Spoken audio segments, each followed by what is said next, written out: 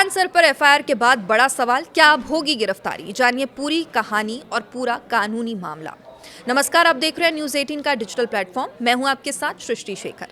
तो पटना में कोचिंग संस्थानों के बीच शुरू हुआ एक विवाद अब बिहार की सबसे चर्चित खबरों में शामिल हो चुका है। बीते मंगलवार की रात खान सर के कोचिंग संस्थान के बाहर हुई घटना के बाद पुलिस जांच लगातार जारी है, लेकिन इस बीच एक ऐसा घटनाक्रम सामने आया जिसने पूरे मामले को नया ट्विस्ट दे दिया है। पटना पुलिस ने खान सर के खिलाफ एफआईआर दर्ज कर ली है और इतना ही नहीं, एफआईआर में हत्या के प्रयास यानी अटेम्प्ट टू मर्डर और आर्म्स एक्ट जैसी गंभीर धाराएं भी जोड़ी गई है।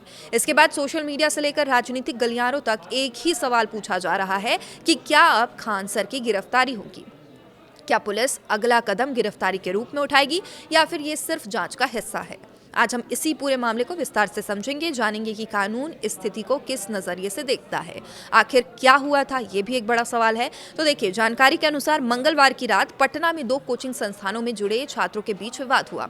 देखते ही देखते मामला बढ़ गया। दोनों पक्षों के छात्रों के बीच तनावपूर्ण स्थिति पैदा हो गई और इलाके में अफरा तफरी का माहौल बन गया। पुलिस को हस्तक्षेप करना पड़ा और घटना के बाद पुलिस ने जांच शुरू की और कई लोगों को हिरासत में लिया। अब तक 5 गिरफ्तारियां हो चुकी है। इसी दौरान पुलिस ने खान सर के खिलाफ भी केस दर्ज किया।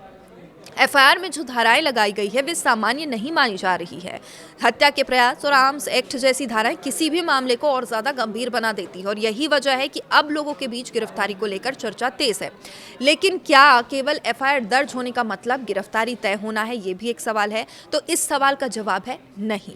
एफआईआर और गिरफ्तारी में क्या अंतर है वो समझते हैं। तो बहुत सारे लोग ये मान लेते हैं कि किसी व्यक्ति के खिलाफ अगर एफआईआर दर्ज होती है तो उसकी गिरफ्तारी होना तय है, लेकिन भारतीय कानून ऐसा नहीं कहता। एफआईआर केवल किसी अपराध की सूचना का आधारित रिकॉर्ड होता है, फर्स्ट इंफॉर्मेशन रिकॉर्ड। इसके बाद पुलिस आगे जांच करती है, साक्ष्य जुटाती है, गवाहों के बयान लेती है और फिर आगे की कार्रवाई तय करती है। कई मामले में एफआईआर दर्ज होने के बावजूद गिरफ्तारी नहीं होती, जबकि कुछ मामलों में तुरंत गिरफ्तारी की जाती है। ये पूरी तरह इस मामले की परिस्थितियों, साक्ष्यों और कानूनी आवश्यकताओं पर निर्भर करता है। तो क्या कहते हैं कानूनी विशेषज्ञ, ये भी समझते हैं। पूरे मामले को लेकर पटना हाईकोर्ट के क्रिमिनल सेक्शन के अधिवक्ता शिवानंद भारती से बातचीत की गई तो उन्होंने कहा कि जिस तरह की घटनाएं अब तक सामने आई हैं उसमें गिरफ्तारी को लेकर जल्दबाजी नहीं की जानी चाहिए थी। उनका कहना था कि पहले आईपीसी के दौर में पुलिस कई मामलों में तुरंत गिरफ्तारी कर लेती थी, लेकिन अब भारतीय न्याय संहिता यानी बीएनएस लागू होने के बाद गिरफ्तारी को लेकर अधिक स्पष्ट दिशा निर्देश मौजूद हैं। उन्होंने कहा कि सुप्रीम कोर्ट भी कई बार ये स्पष्ट कर चुका है कि गिरफ्तारी को सजा की तरह इस्तेमाल नहीं किया जा सकता। गिरफ्तारी तभी होनी चाहिए जब उसकी वास्तविक आवश्यकता हो। पुलिस पर अब किस तरह का दबाव होता है ये समझिए। तो छात्रों की बड़ी संख्या इस पूरे मामले में शामिल है। दोनों पक्षों के छात्र काफी आक्रोशित बताए जा रहे हैं और ऐसी स्थिति में पुलिस पर कानून व्यवस्था बनाए रखने का दबाव होता है। यदि एक पक्ष के लोगों के खिलाफ कार्रवाई होती है और दूसरे पक्ष पर कोई कार्रवाई नहीं होती है तो इसके बाद विवाद और बढ़ सकता है।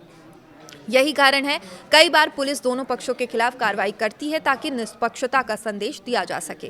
और पुलिस को जनता और प्रशासन दोनों को ये भी दिखाना पड़ता है कि जांच निष्पक्ष तरीके से चल रही है ताकि मामला शांत रहे और विवाद की स्थिति उत्पन्न ना हो।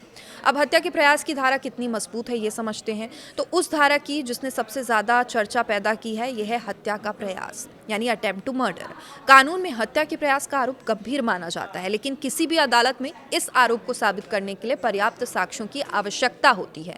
विशेषज्ञों का कहना है कि इसमें कई पहलुओं को देखा जाता है, जैसे कि क्या किसी को गंभीर चोट पहुंची है, मेडिकल रिपोर्ट्स क्या कहते हैं, हमला किस प्रकार का था और आरोपी की उसके पीछे मंशा क्या थी। इसके साथ ही घटनास्थल से आखिर क्या सबूत यानी साक्ष्य मिले हैं। यदि इन पहलुओं को साबित करने वाले मजबूत साक्ष्य नहीं होते तो मामले की दिशा अलग हो सकती है। इसलिए केवल धारा लग जाने भर से ये मान लेना सही नहीं होता कि आरोप साबित हो गया है। आर्म्स एक्ट का मामला कितना गंभीर है ये भी समझते हैं। तो एफआईआर में आर्म्स एक्ट भी जोड़ा गया है। इस संबंध में विशेषज्ञों का कहना है कि आर्म्स एक्ट की अपनी कानूनी शर्तें हैं। यदि किसी व्यक्ति के पास बिना लाइसेंस हथियार पाया जाता है या हथियार के उपयोग से संबंधित ठोस साक्ष्य मिलते हैं तभी इस धारा की मजबूती बढ़ती है और जांच पूरी होने से पहले किसी निष्कर्ष पर पहुंचना उचित नहीं होता।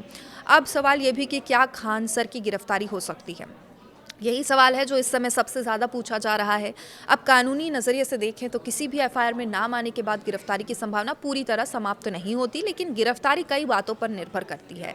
पहला, जांच में सहयोग किया जा रहा है या नहीं, आरोपी के फरार होने की आशंका है या नहीं, साक्ष्यों के साथ कोई छेड़छाड़ का खतरा तो नहीं है, इसके अलावा कानून व्यवस्था पर इसका क्या असर पड़ सकता है। यदि पुलिस को लगता है इन कारणों से गिरफ्तारी आवश्यक है, तभी वो ऐसा कदम उठा सकती है। हालांकि उपलब्ध तथ्यों और कानूनी विशेषज्ञ की राय के आधार पर फिलहाल तत्काल गिरफ्तारी की संभावना कम जताई जा रही है। अब खान सर के लिए इसमें सबसे बड़ी चुनौती ये हो जाती है कि सार्वजनिक छवि उनकी धूमिल होती है। अब खान सर देश के सबसे लोकप्रिय शिक्षकों में गिने जाते हैं। सोशल मीडिया पर उनकी बड़ी फ़ैन फॉलोइंग है, लाखों छात्र उन्हें फॉलो करते हैं, उनके वीडियोस के जरिए पढ़ाई करते हैं और ऐसे में गंभीर धाराओं से में केस दर्ज होना स्वाभाविक रूप से चर्चा का विषय ज़रूर बन गया है। अब भले ही आगे चलकर जाँच में अलग तथ्य सामने आए, लेकिन फिलहाल ये मामला उनकी सार्वजनिक छवि को प्रभावित कर रहा है। विशेषज्ञों का भी मानना है कि किसी चर्चित व्यक्ति के खिलाफ एफआईआर का सामाजिक प्रभाव अक्सर कानूनी प्रभाव से पहले दिखाई देने लगता है। अब सवाल ये कि आगे क्या होगा। पूरे मामले की दिशा पुलिस जांच तय करेगी।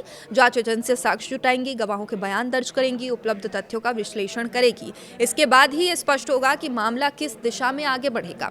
संभव है कि जांच में नए तथ्य भी सामने आए, संभव ये भी है कि कुछ धाराएं कमजोर पड़ जाएं और ये भी संभव है कि पुलिस को ऐसे साक्ष्य मिले जो मामलों को और गंभीर बना दे। फिलहाल किसी अंतिम निष्कर्ष तक पहुंचना उचित नहीं है और स्थिति ये भी है कि खान सर के खिलाफ एफआईआर हो चुकी है, जांच जारी है, पुलिस मामले की पड़ताल कर रही है।